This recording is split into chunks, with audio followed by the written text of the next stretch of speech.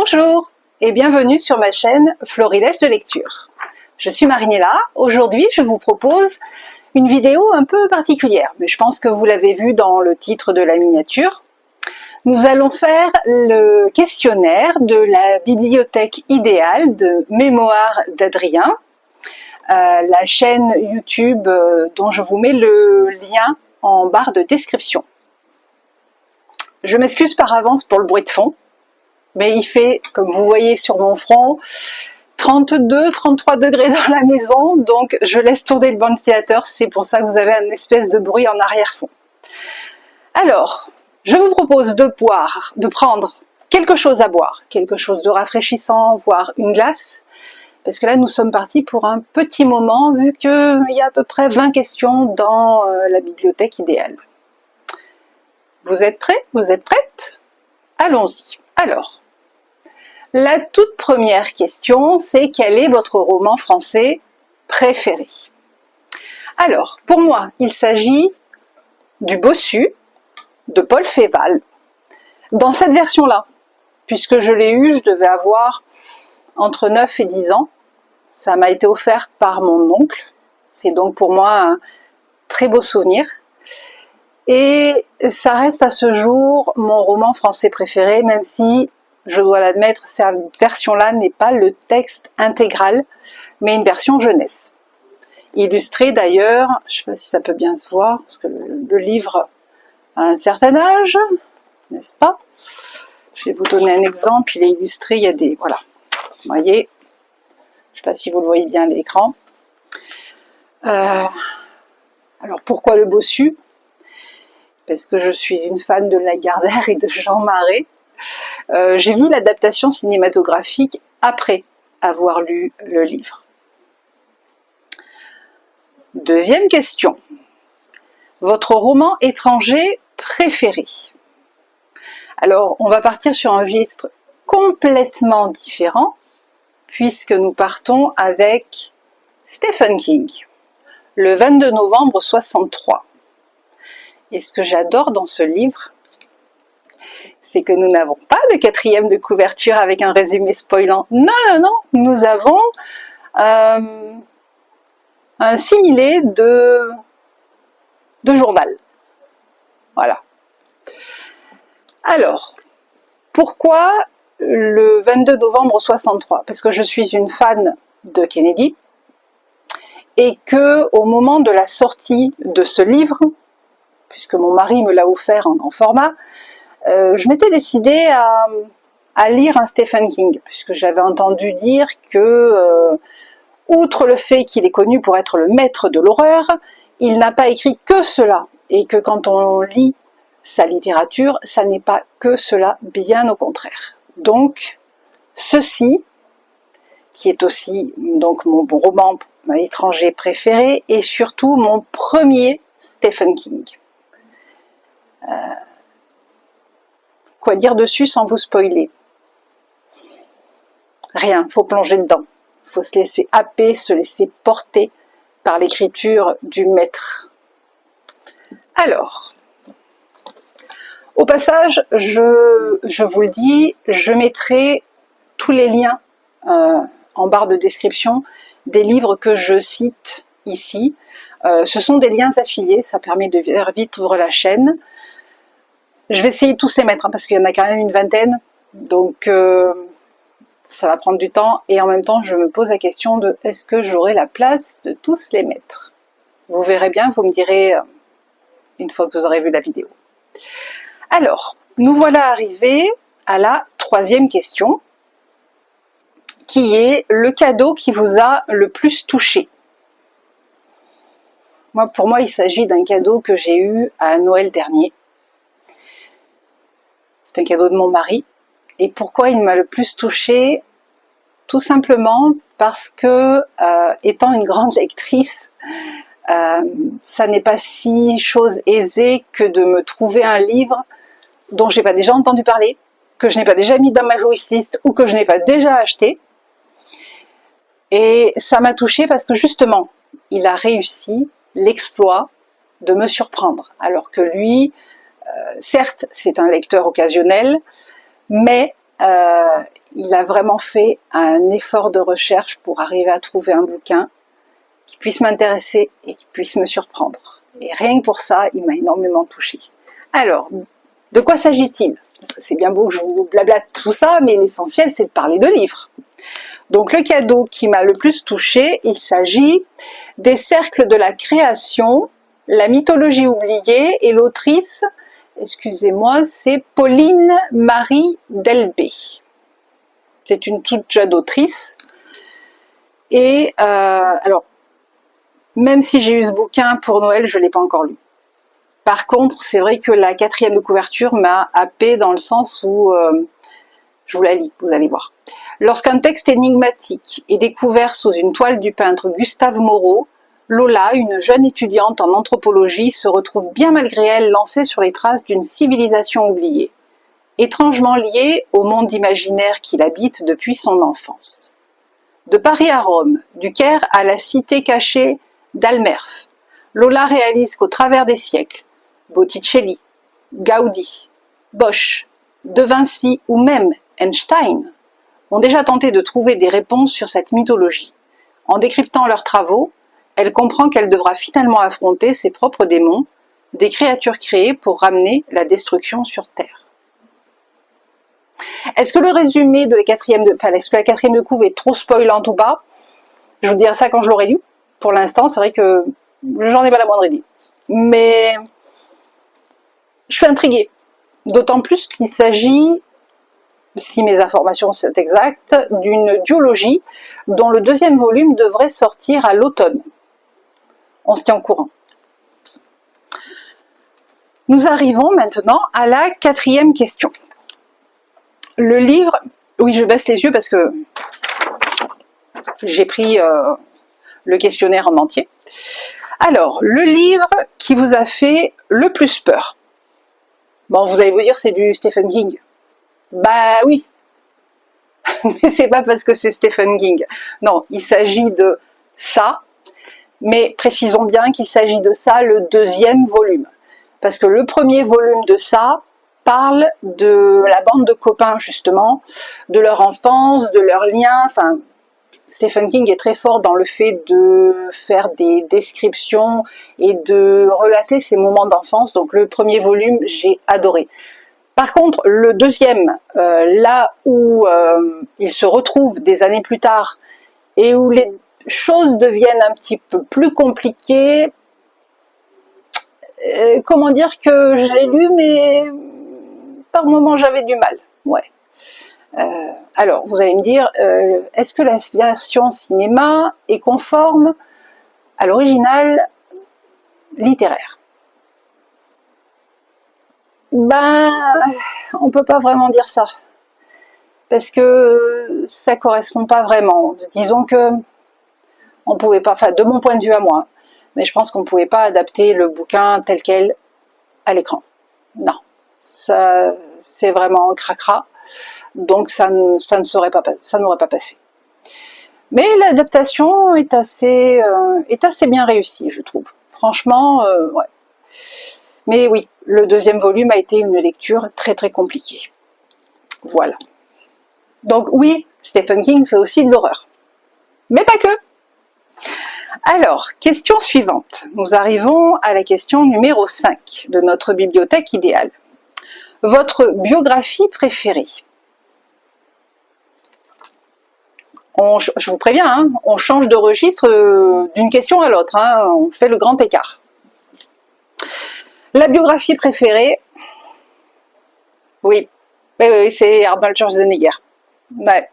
Mais vous allez dire, moi je lis ça, ouais. D'autant qu'il faut vous dire, pour la petite anecdote, Arnold Schwarzenegger est l'acteur préféré, mon acteur préféré.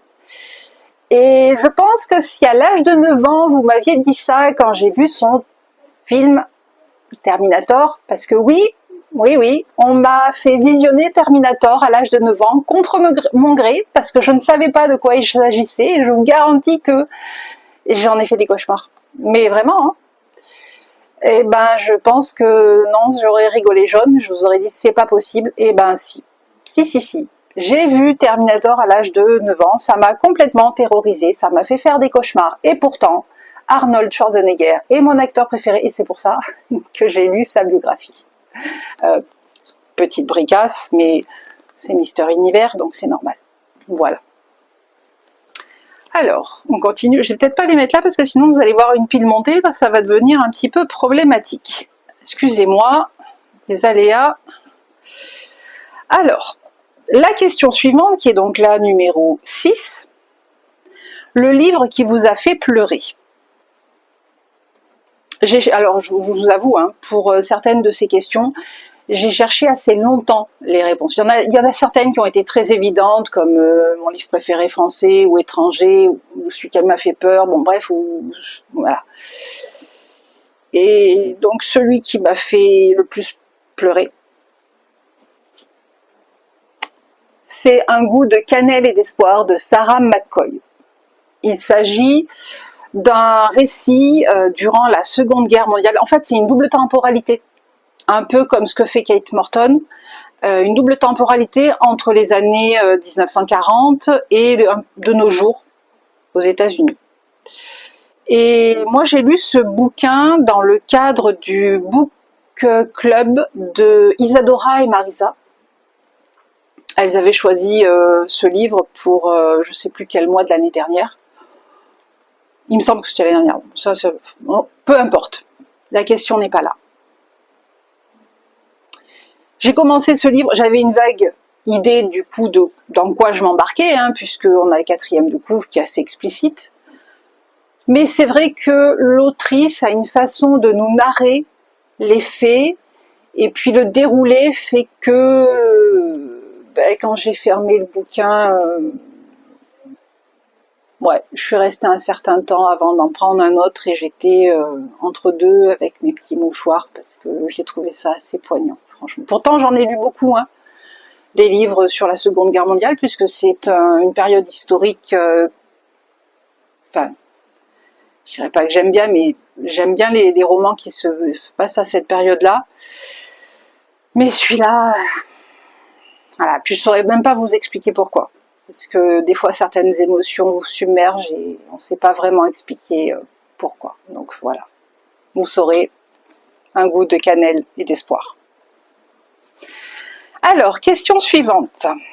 Il s'agit du livre que vous avez détesté.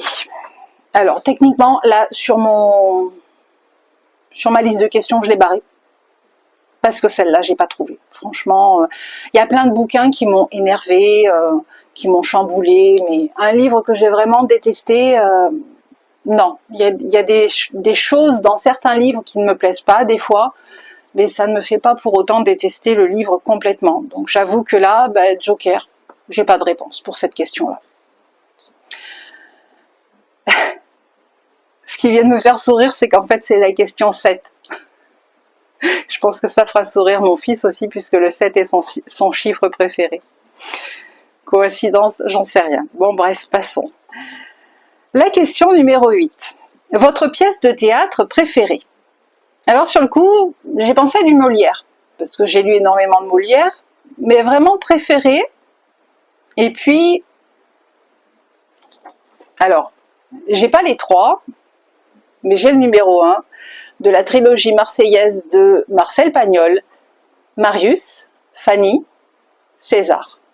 Et c'est vrai que j'adore cette trilogie. Tu me fends le cœur.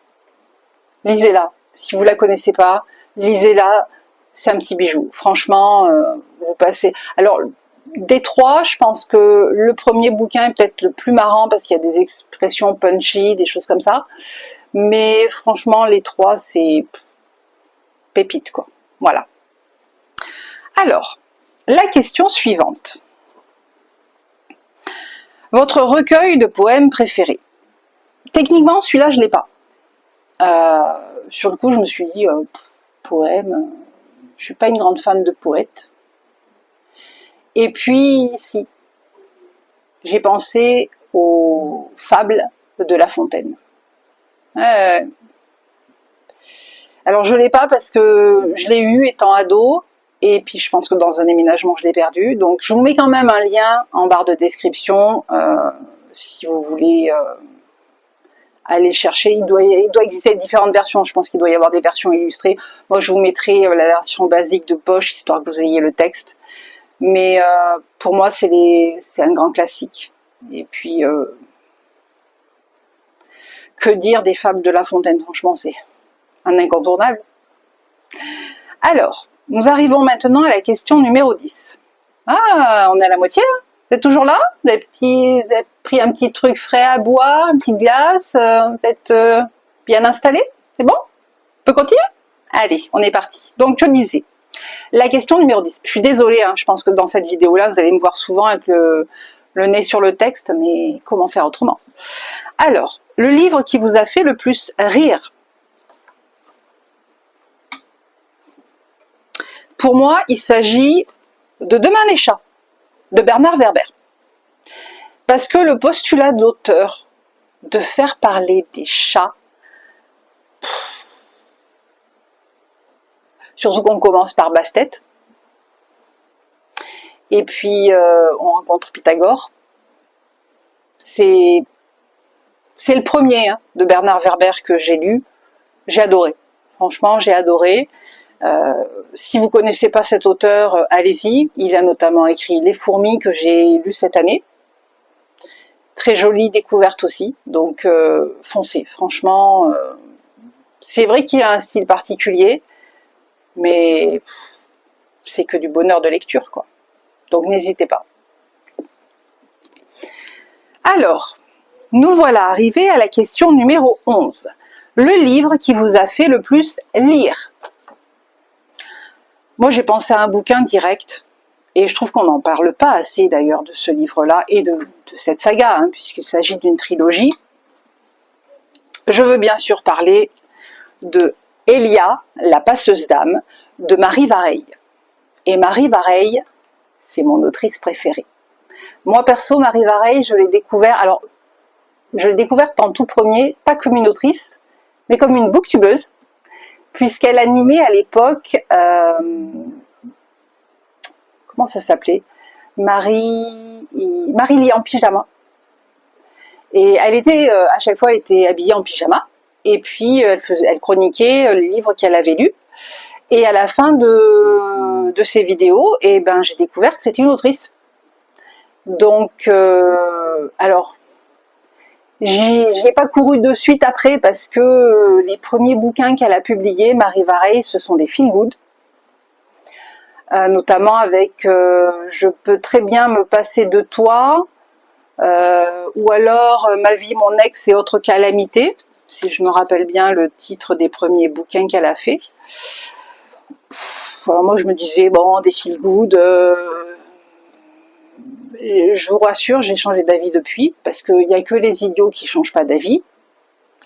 Mais ça, je pense que je vous l'expliquerai dans une autre vidéo, le pourquoi j'ai changé d'avis. Comme quoi, dans la vie, il ne faut jamais dire jamais. Ça, je vous confirme, c'est vraiment un truc. Ne dites jamais, jamais je ferai ci, jamais je ferai ça. Non, non, vous ne savez pas. Vous ne pouvez pas savoir. La vie est faite de tellement de surprises et de magie que non, vous ne pouvez pas savoir ce qui vous attend. Et puis je suis tombée sur Elia, la passeuse d'âme. Déjà le titre, j'étais intriguée. Bon, la couverture, je vous en parle pas, hein, parce que techniquement, bon, elle a eu le prix du meilleur roman jeunesse, Les Étoiles 2016. Je crois que ce bouquin-là, j'ai dû l'acheter 2017-2018. J'ai eu l'occasion de lire les premiers chapitres sur la FNAC, parce que quand vous choisissez un bouquin sur la FNAC, des fois en dessous vous pouvez feuilleter. Alors moi j'ai lu les premiers chapitres que j'étais gommée, et puis je me suis dit, ben, faut que je le lise. De quoi il s'agit? Alors, vous pouvez peut-être pas forcément le deviner sur la couverture, mais en fait il s'agit d'une dystopie, d'une trilogie de dystopies. Je vous en dirai pas grand chose, voire carrément rien du tout, mais allez-y, foncez, parce que Elia, elle est géniale. Franchement, elle est géniale. Le style de l'autrice, moi voilà. C'était pas non plus le style de bouquin que je lisais à l'époque, hein, puisque je suis plutôt classique, fantasy, Donc les dystopies, les trucs science-fiction, c'est pas vraiment mon style. Enfin maintenant ça l'est devenu, ça a un peu changé. Mais ouais, celui-là, allez-y, foncez. Franchement, surtout que de Marie Vareille, on ne parle pas en général de celui-là, on parle plutôt des derniers, on parle du syndrome du spaghetti ou de la dernière allumette, que d'ailleurs je n'ai pas lu. Je les ai tous dans ma palle, vous inquiétez pas, mais je les ai pas lus parce que comme c'est mon autrice préférée, j'en garde un peu sous le coude, histoire que j'en ai toujours un à lire. Voilà. Donc n'hésitez pas, si vous voulez lire un bon bouquin, lisez Marie Vareille. Alors, la question suivante nous fait nous demander... j'ai perdu le fil. Vous rigolez pas, hein, c'est pas drôle. Le roman historique préféré.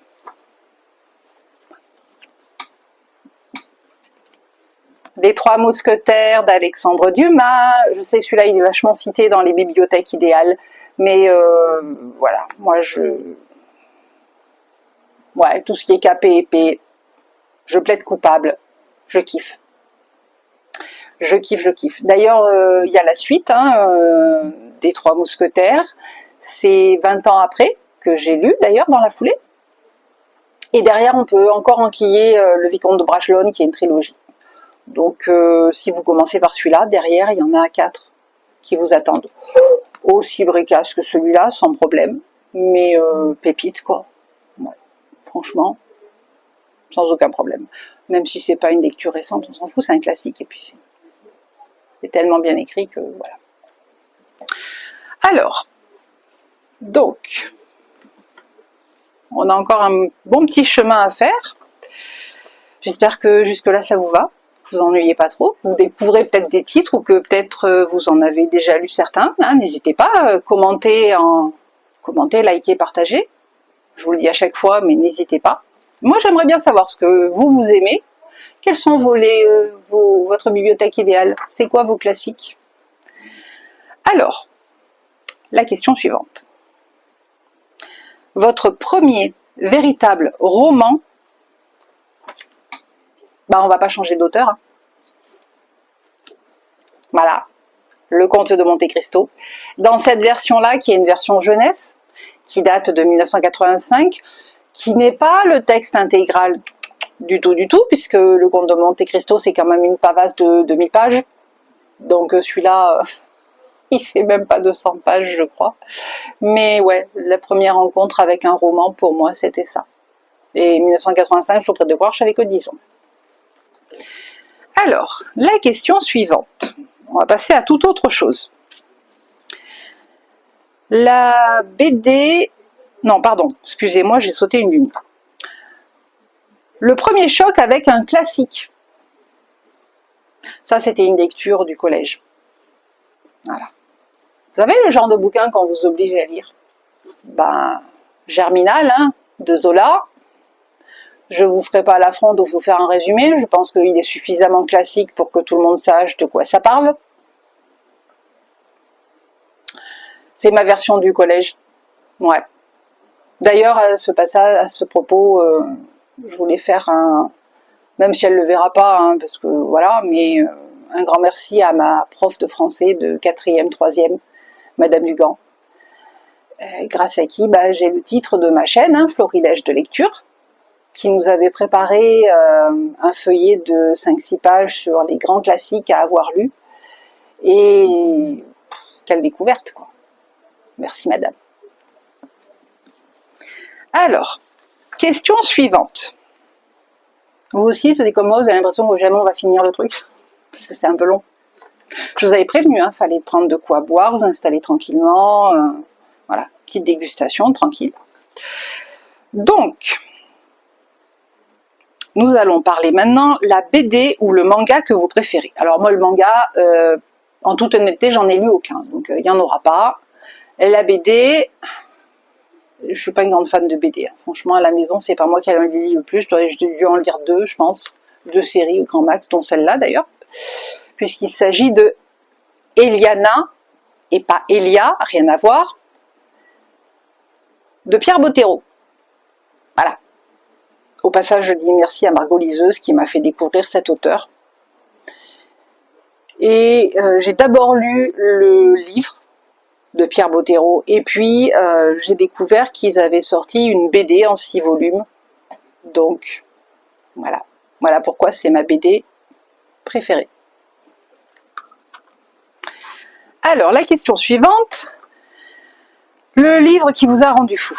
Eh ben là, peut-être vous décevoir, mais c'est le deuxième Joker, parce que j'avoue que j'ai pas trouvé.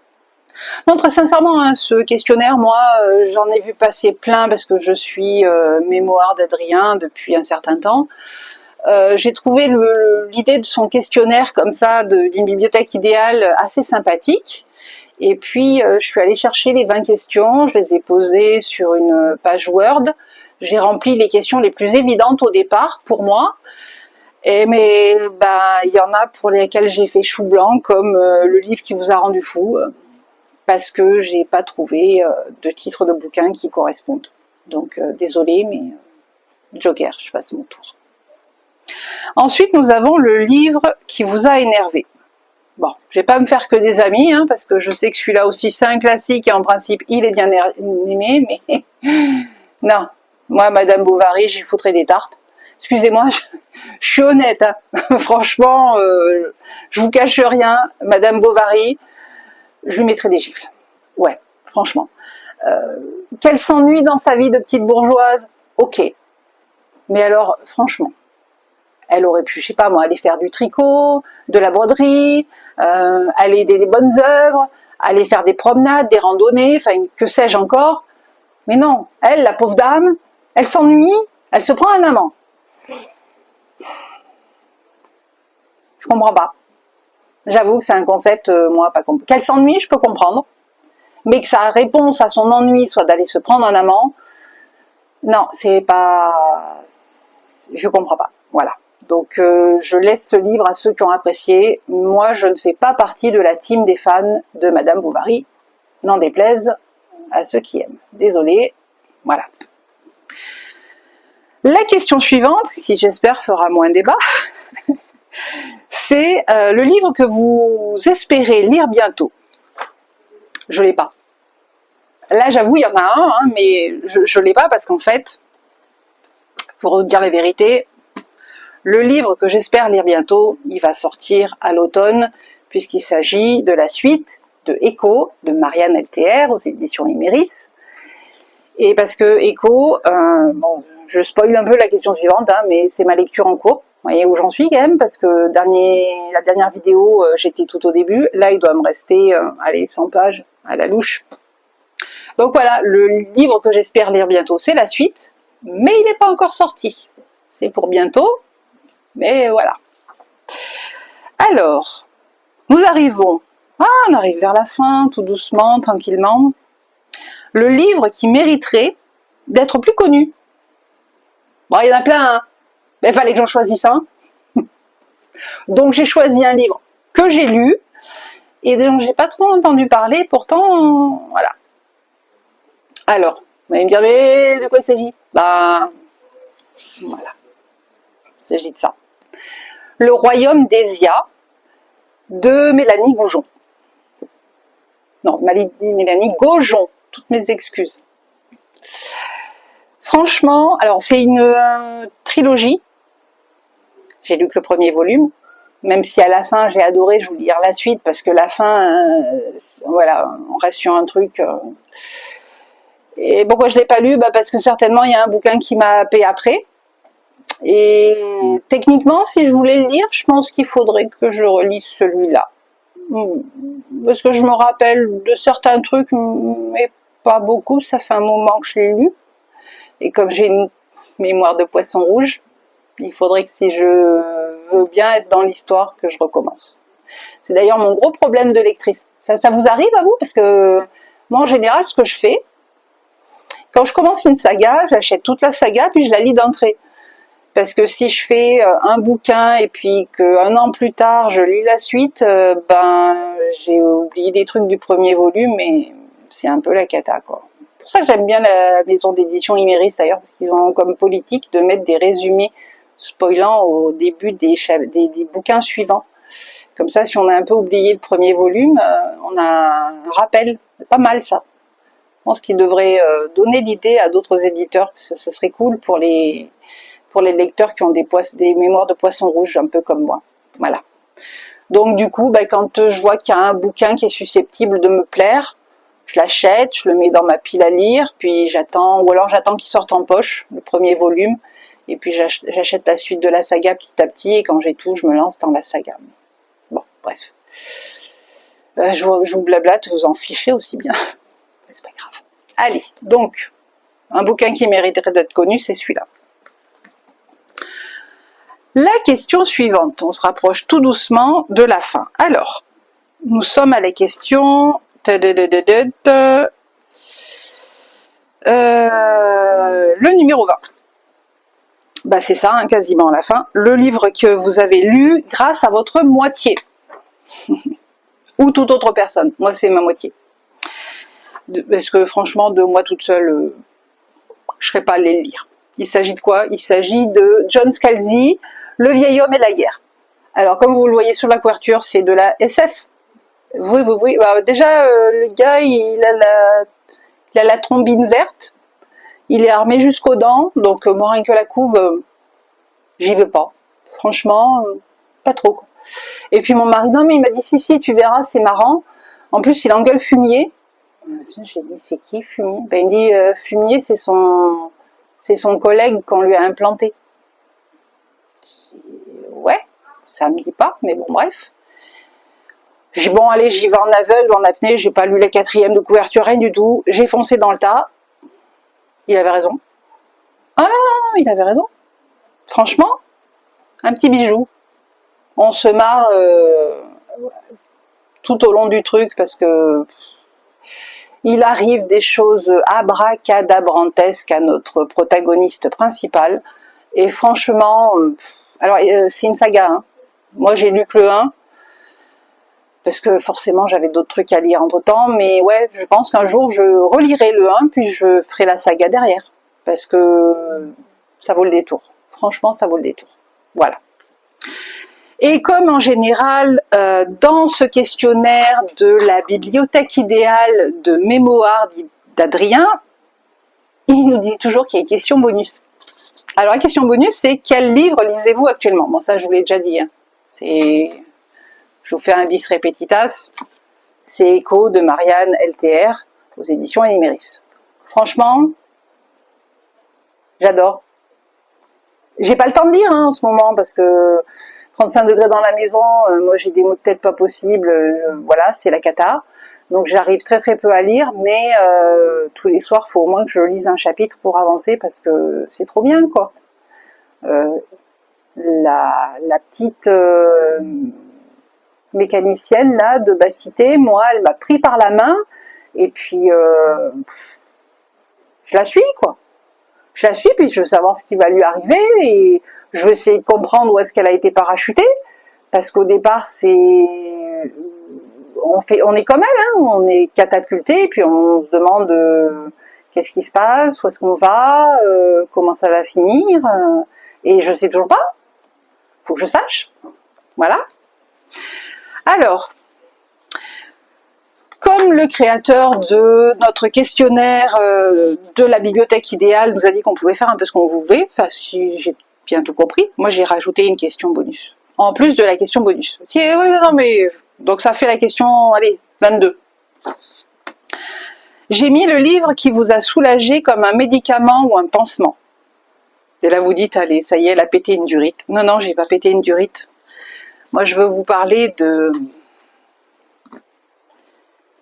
Shadow Magique de Joshua Kahn. Alors, ce bouquin, c'est toute une histoire. En fait, en avril 2018, j'ai fait une péritonite.